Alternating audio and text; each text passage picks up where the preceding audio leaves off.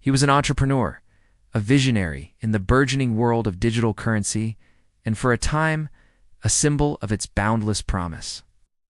This is the story of Gerald Cotten, a man whose death plunged hundreds of thousands of investors into a nightmare, leaving a trail of unanswered questions and a fortune vanished into the digital ether.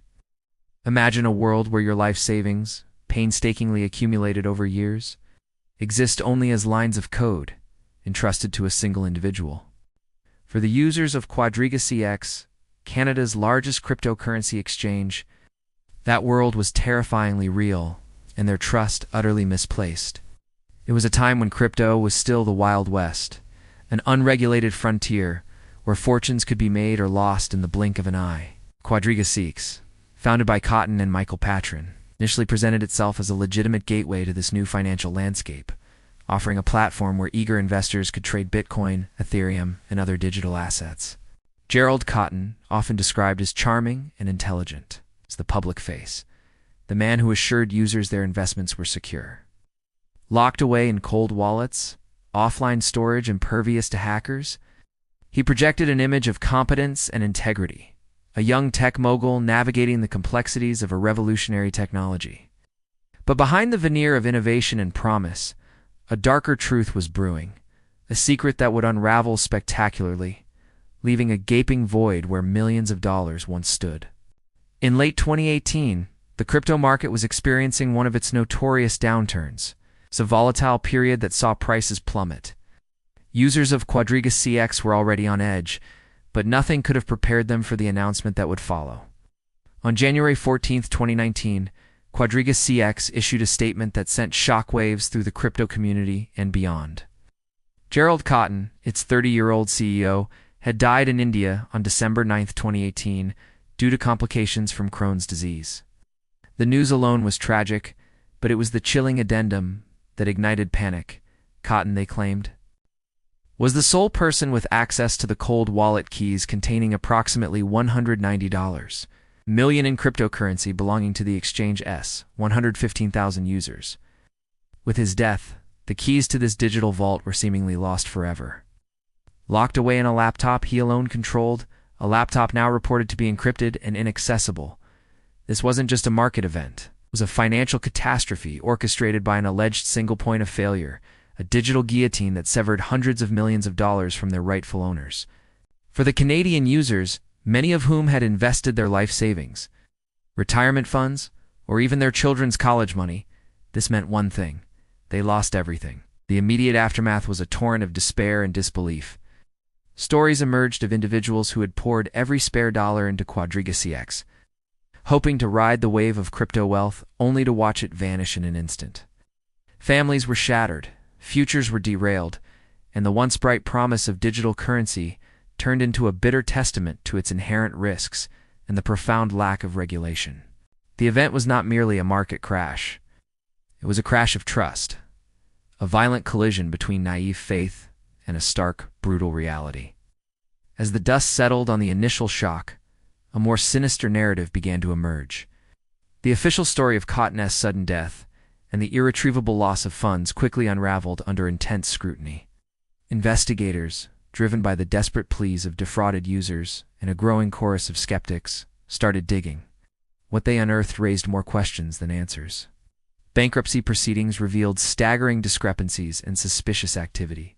It became apparent that money was not just sitting idly in inaccessible cold wallets until Cotten's death. Instead, significant amounts had been withdrawn, transferred, and seemingly misused before he died.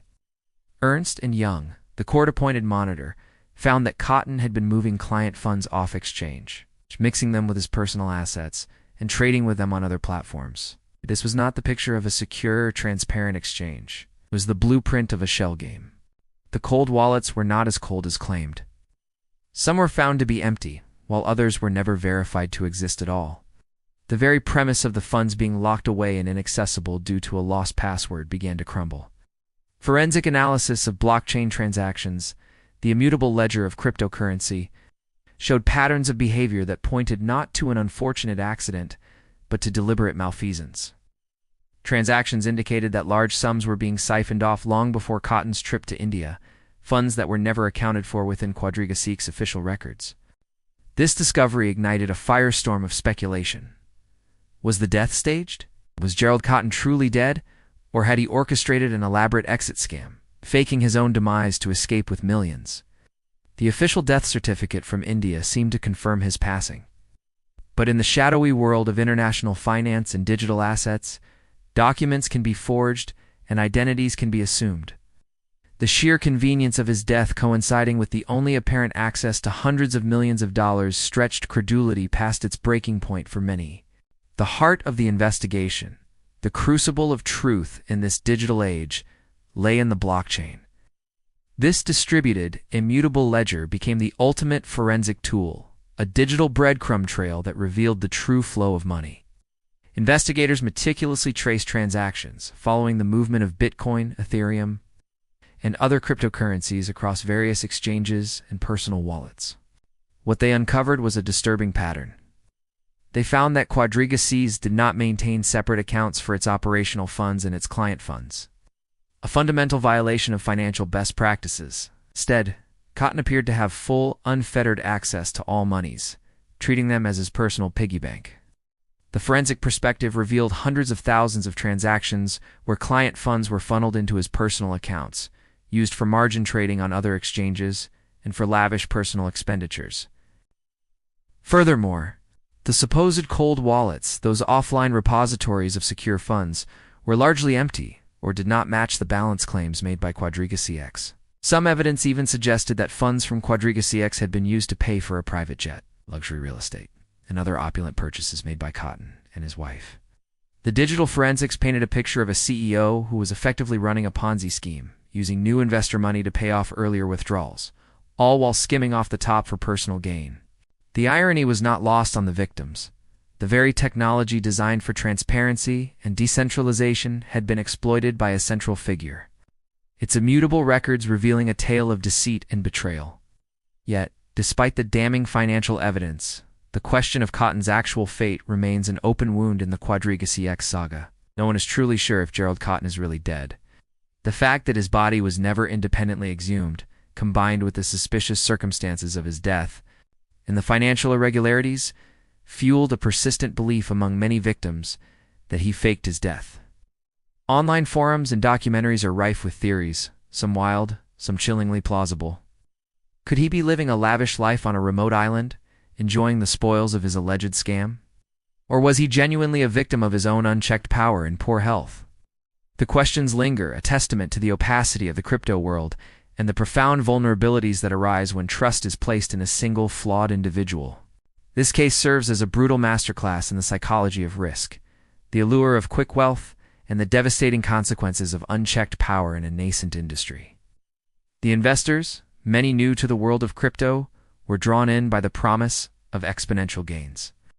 Perhaps overlooking the basic principles of financial prudence, the excitement of the new frontier, coupled with the charismatic assurance of a young CEO, created a potent cocktail that dulled their critical faculties. The fundamental mistake in risk management lay not only with the individual investors who poured their life savings into an unregulated entity, but also with the inherent structure of QuadrigaCX itself. A single point of failure, one individual holding all the keys to a fortune, is anathema to sound financial security. Especially in a decentralized ecosystem like cryptocurrency. The company lacked proper internal controls, independent audits, and segregated accounts for client funds, all critical safeguards in traditional finance. To avoid repeating such a catastrophic error, the lessons are stark and clear. First, the importance of due diligence cannot be overstated. Understand the platform you are using, research its history, its founders, and its security protocols. Second, the principle of not your keys, not your crypto is paramount. For significant holdings, investors should consider moving their assets off exchanges into personal hardware wallets where they retain full control of their private keys. Third, diversification is key. Never put all your eggs in one basket, especially in a volatile and unregulated market. Finally, regulators, though often slow to adapt, must continue to develop robust frameworks that protect consumers without stifling innovation. The QuadrigaCX collapse is a chilling reminder that even in the most technologically advanced domains, the oldest pitfalls of human greed and misplaced trust continue to wreak havoc. The vanishing CEO left behind a legacy of ruin, a cautionary tale etched into the annals of financial history, reminding us that sometimes the greatest dangers lurk not in the complexity of code, but in the fragile trust we place in others.